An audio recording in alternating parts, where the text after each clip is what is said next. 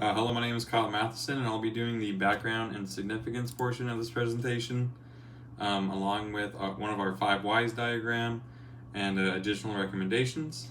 Jumping into the background, California has the largest English language learner, or ELL, population in the United States, with nearly 1.9 million students in non-charter schools. These students are identified as ELL students through the Home Language Survey, HLS, and the English Language Proficiency Assessment for California, and that is called also the LPAC. The school that we chose to look at was Oak Valley Middle School in San Diego, where there is 46 ELL students out of roughly 1,500 students, and that was for the 2024-2025 school year. The EL process from identifying students to reclassification involves mandatory testing and additional supports, including an English language development elective, or ELD, for students not yet proficient. This elective occupies their only elective slot, which can be frustrating for the students. That's where one of our key issues come in, is students often feel constrained by having to give up their only elective option to fulfill the mandated ELD course. And when looking at other issues that we found or identified, the process is lengthy, it's confusing, and it's complicated for both the parents and the students. And also there's a lack of awareness and understanding among parents, students, and even what I'll talk about later, support staff about the steps, purpose, and requirements of the EL program. Hello everybody, my name is Sonia Mix-Baltazar, and today on behalf of my team I will be going over our project overview as well as highlighting some of our mock registration process and our Gemba walk that we performed. So to begin, process overview, our purpose included improving the initial LPAC placement process at the Oak Valley Middle School to reduce elective misplacement and increase parent understanding during the overall registration process. We highlighted 3 bulleted points that we discovered as issues within that registration process, and they included lost elective choices for the students, and we determined that through the course of interviews. Same with identifying a lot of parent confusion and frustration within the process, and the extra administrative workload that was being put upon staff, and it was determined that was waste within the overall registration process that we were trying to eliminate. Our project goals included conducting a mock current registration and placement process. We wanted to identify root causes of the communication breakdowns, and we also wanted to propose standardized multilingual protocols to improve placement accuracy and transparency. Gemba means actual place in Japanese, and Gemba Walk is a lean analysis tool used to identify waste and inefficiencies in processes. It's also a tool that is useful to help identify process improvements, and this is why our group chose to use Gemba Walk. And for our purpose, it was to observe and identify process improvements in the LPAC registration process. And so I'm going to briefly go over the 6 steps that we went through to help kind of identify process improvements in the registration process. And it started with Oak Valley Middle School, and we were fortunate enough to have a group member who works for the middle school. And this process was observed within the 6-week period of June and July of 2025. The second step included the pre-assessment and intake process. And so it starts with an initial intake form. And normally that form is done online, but for our purposes, we needed a mock registration that was done in person so that we were able to observe parents and students' abilities to fill it out and if there were any questions, concerns, or frustrations during that initial intake assessment. After the initial intake assessment was completed by students with the help of their parents, the pre-assessment and intake process began. And so that information was gathered and it was discussed on who staff wise needed to review it, how that information was going to be carried along workflow wise within the middle school administration. The third step included the assessment of administration, and so how the parents and students register and complete the initial LPAC. Step 4 included the data analysis and decision making, because once all those assessments are taken and once they're forwarded to the appropriate staff, there needs to be consistency in what is being analyzed and how they are determining what classes to enroll the students in, because this affects their class schedules and their ability to take certain electives. The next step was step 5, which was the placement and onboarding. And what we discovered is there were several instances and cases where the students were being misplaced in electives. And it was due to communication breakdown and inconsistency in the way that some of this student data was being analyzed. Step 6 was post placement and monitoring. And so once it's identified that the students weren't placed correctly, those things needed to be corrected. And it was determined that this was an area of waste that could be eliminated if in previous steps efficiencies were built into the system better, so that more students were placed appropriately, so that waste wasn't occurring. After our site visit, we put together a list of leaders and essential players in the EL program. We conducted interviews with 4 people, all representing a different part of the EL program and the process. We had research challenges in that it was summertime. There were several employees that we could have interviewed, but we did not have the opportunity to because they were not on site and they were not reachable. The time of year was also a factor in surveying parents of the program. We sent out several surveys, but did not hear back from any of the parents. Our interviews provided essential details and information to guide our improvement plan. These findings led us to our choices of further research through the 5 whys and the value stream map. So one of the questions we wanted to highlight was question number 4, which we asked all interviewees. This question asked respondents their opinion about why ELLs are being placed in the wrong classes. You can see that 3 out of the 4 representatives, which is highlighted in yellow, named the counselor as the bottleneck. 2 out of the 4 respondents also mentioned, which this is highlighted in orange, that elementary instructional assistants were not aware of the program details and information, which also indicated another area of waste.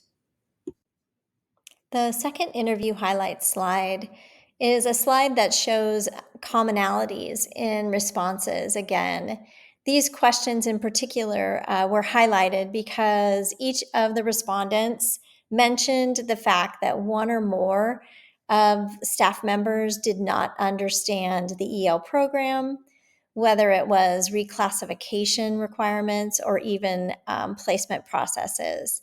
So this also indicated an area of waste. The last interview highlight focuses on question 8. This question was also asked to all of our interviewee participants. This question asked if they felt parents were given enough information in the registration process about the EL program. 3 out of the 4 respondents indicated that there was a problem with the registration system in informing parents of the consequences for their child if they indicated that English was not their home language. You'll see that it's highlighted in yellow on the slide. Many also indicated that they didn't feel that there was a way to improve that part of the system. From the interviews we conducted and the observations during mock registrations, we discovered a significant amount of waste in the initial English language placement assessment in California. There are actually two parallel student entry paths we analyzed. One would be students transitioning from elementary schools within the district, and two, students new to the district entirely. Each of these groups has its own inefficiencies, but what is most concerning is how their placement processes are not aligned and oftentimes lead to confusion, especially regarding elective scheduling and English language status. The value stream map helps us visualize and capture both workflows and highlights where value is added, where delays or bottlenecks occur, and where non value added steps waste time for both families and staff. Three key findings we want to highlight from our value stream map is that one, the lack of parent awareness at registration. At the home language survey step, parents often do not understand the implications of selecting a non English language, which results in unnecessary English language placements. Two, scheduling delays for the initial ELPAC test. Once flagged, students sometimes wait days or weeks for the test due to staffing limitations, which delays placement decisions. Three, post placement confusion. Parents often learn about the English language placement after it has happened, leading to complaints, rework, and schedule changes, all of which could be avoided with proactive communication. Overall, this map helped us connect the steps in both student intake paths and identify clear opportunities for process standardization and waste reduction. On this slide, we are showing the results of our 5 whys root cause analysis. Our problem statement was, why are students being unintentionally placed into the English learner program, resulting in loss of elective opportunities and parent confusion? By asking why 5 times, we uncovered a clear cause. There is no standardized multilingual communication at the point of registration to explain what the home language survey actually triggers. This leads to parents unknowingly selecting a non English language, which automatically sends their child into the English language testing track, often without their realizing the consequences. Here's a quick walkthrough of our logic. Student lose electives. Why were they placed into English language classes? And 3, why did they take the LPAC? 4, why was that being selected? And 5, why didn't the parent know this would lead to ELPAC testing and placement? So the problem does not lie in the English language requirements. Instead, it lacks clarity at the moment when the home language survey is completed. This helped us form our recommendations around multilingual toolkits, staff scripts, and parent acknowledgement checkpoints to close the gap. On this slide, we present our actionable recommendations based on our analysis. First, we recommend adding a warning message during the online registration process. This message would alert parents that selecting a non English language on the home language survey may lead to LPAC testing and automatic placement into the English Learner program. Second, we propose including a link during registration, simplified flowchart. The visual would show how students move through the initial LPAC and placement process. And 3, lastly, we recommend including a direct link to the state's official guidelines on English language reclassification.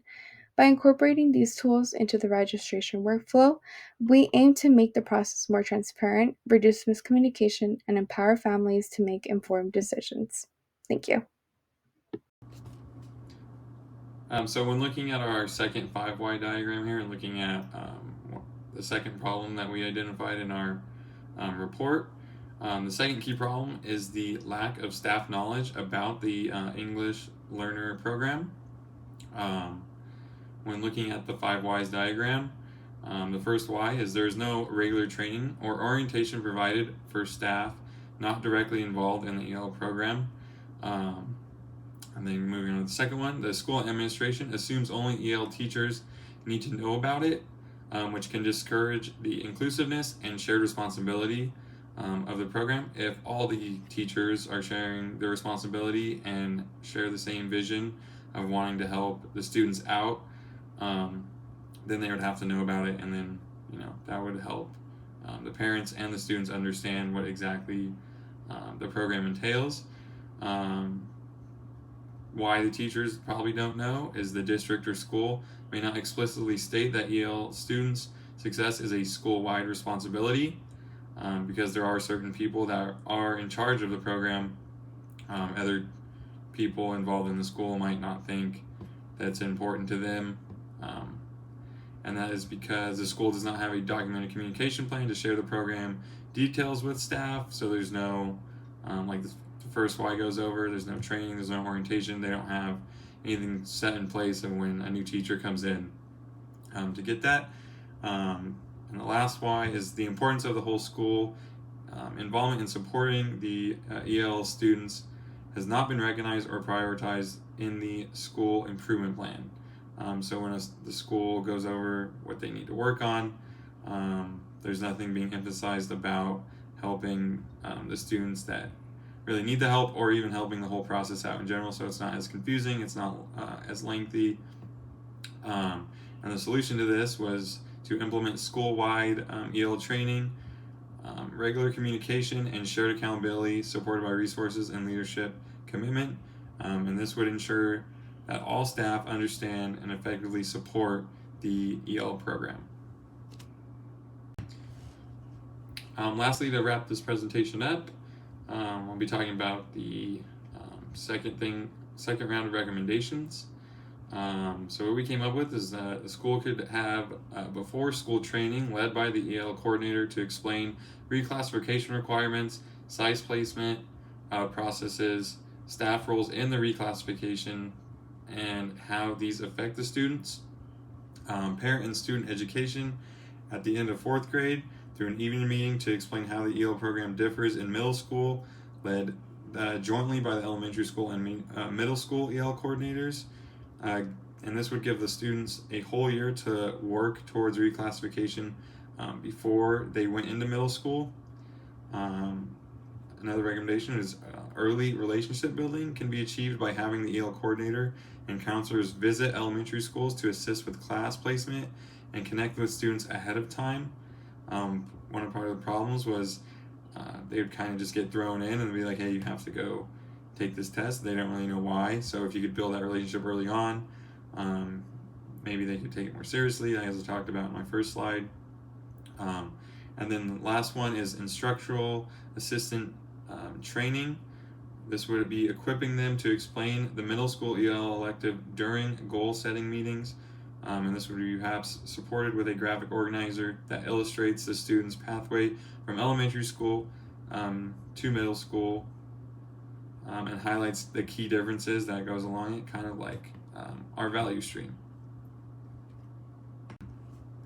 And that concludes our presentation. Thank you for listening and watching.